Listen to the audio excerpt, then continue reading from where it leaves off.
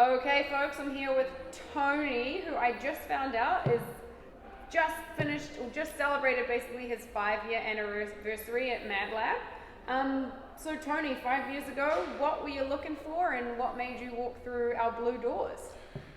I guess I'd been through a few different personal trainers of trying to figure out what to do, and because I'd done a lot of running and I was tired of that, I was pretty sick of that. And I was actually in California on vacation and the games were on TV.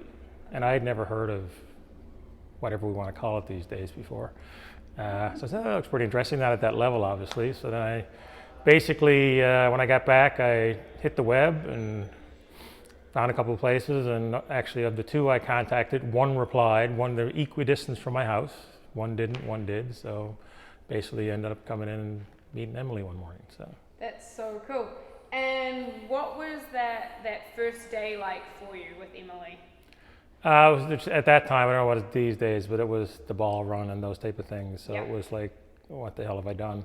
I asked Andy a little while ago, has anybody ever not come back from the ball run, just dropped the ball and went home? Because he said he found somebody hiding in the bushes once. But, it was kind of, it was interesting, and it's something I could do. But there's a class on at the same time, and I was looking, I don't know if I can do any of that stuff or if I want to do any of that stuff. Yeah. But it was, I stuck it out and just. That's cool.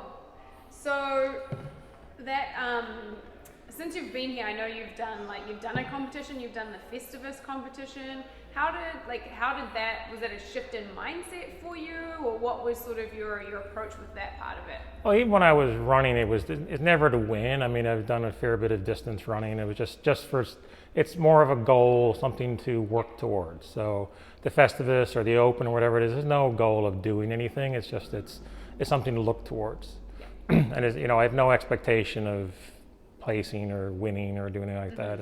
It's just always, it's competing against yourself more than anything else. I don't really care what anybody else does. It's just what I think I did. So. Yeah. So does that sign we have on our door, the leave the ego at your door, resonate with you a little bit then? Pretty much. I mean, and that's part of the thing about, I like coming here. I mean, in the mornings is nobody cares what anybody else is doing. It's not, I'm not standing next to somebody I've got out race or outlift or that person. It's everybody's doing their own thing, and if you've got a scale, nobody cares.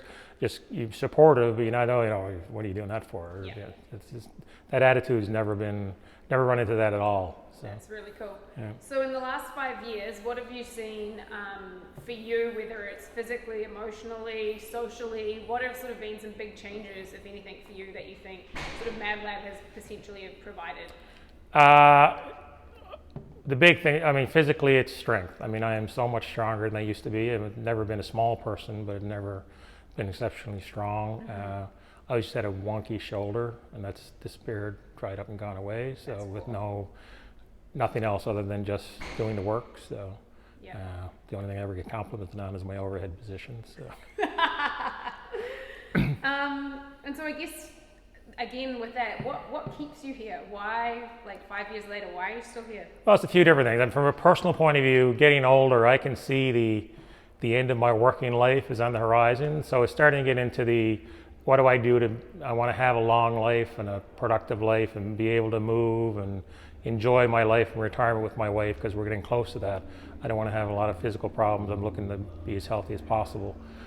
Just from what goes on here. The morning, it's like watching Cheers on television, right?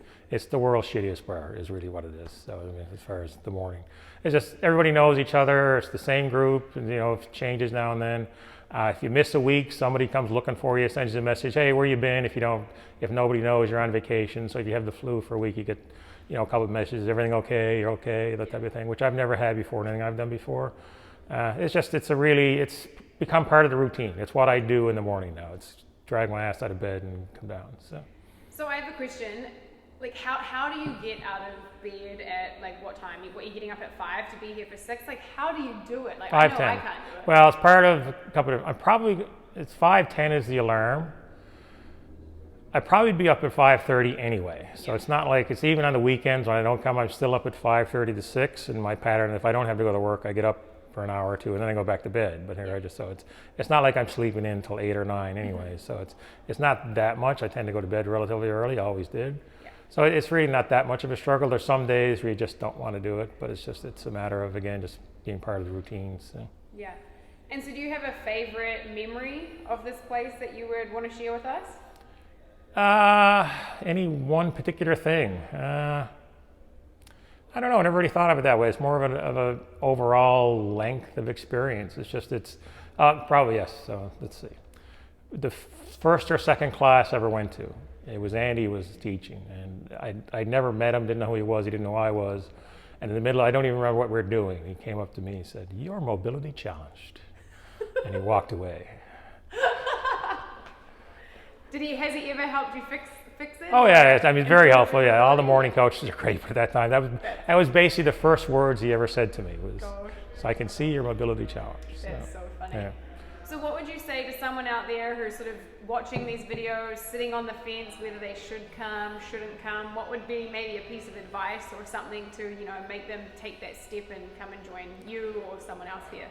It's great coaches, great place to work out. It's good variety. It's something different every day. So that's one of my biggest things. Is always something different. So there's no way you'll ever be stuck into a routine. And the worst case, you got nothing to lose by trying it. That's for sure. If you don't like it, you don't have to come back, but at least you should try it. So. Cool. Thank you. Any last words of wisdom? No, I don't have wisdom. I'm just old. So. Thank you. Okay.